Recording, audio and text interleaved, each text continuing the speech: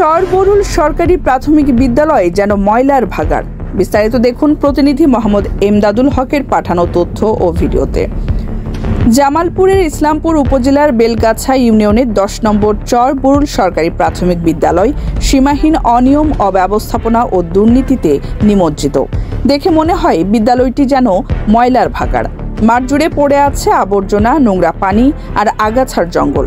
শ্রেণীকক্ষে ছড়িয়ে রয়েছে ছাগলের বিষ্ঠা ও ধুলোবালি।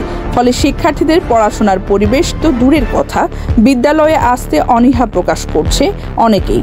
গত সোমবার শহরের জমিনে দুপুর 1টা পর্যন্ত গিয়ে দেখা যায় প্রধান শিক্ষক মোহাম্মদ রমজান আলী সহ কোনো শিক্ষক শিক্ষিকাই বিদ্যালয়ে উপস্থিত নেই।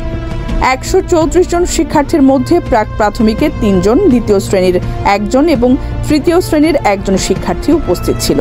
তাদের পাঠদান করছিলেন স্থানীয়ভাবে প্রভাবশালী দলের পদধারী এক ব্যক্তি আবুল কালাম।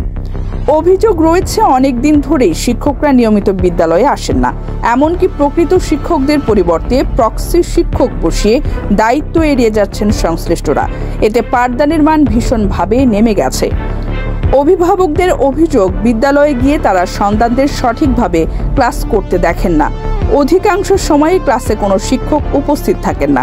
এতে শিক্ষার্থীদের পড়াশোনার প্রতি অনাগ্রহ তৈরি হচ্ছে এবং অনেকেই ঝরে পড়ার ঝুঁকিতে পড়েছে। স্থানীয়দের মতে চরাঞ্চলের এই বিদ্যালয়ে একসময় আশপাশের শিক্ষার্থীদের পড়াশোনার অন্যতম কেন্দ্র ছিল। কচিকাচাদের কলরবে মুখরিত থাকত বিদ্যালয় চত্বর, কিন্তু এখন এটি ধীরে ধীরে বিলুপ্তির পথে যাচ্ছে। শিক্ষকদের গাফিলতি, সঠিক তদারকির অভাব এবং অযত্ন অবহেলায় পরিবেশ দিন দিন খারাপের দিকে যাচ্ছে। এ ব্যাপারে উপজেলা শিক্ষা অফিসার জাহানারা খাতুন জানান, ইতিমধ্যে প্রধান শিক্ষকের বিরুদ্ধে শোকজ জারি করা হয়েছে। অনিয়মের প্রমাণ পাওয়া গেলে সর্বোচ্চ শাস্তি নিশ্চিত করা হবে।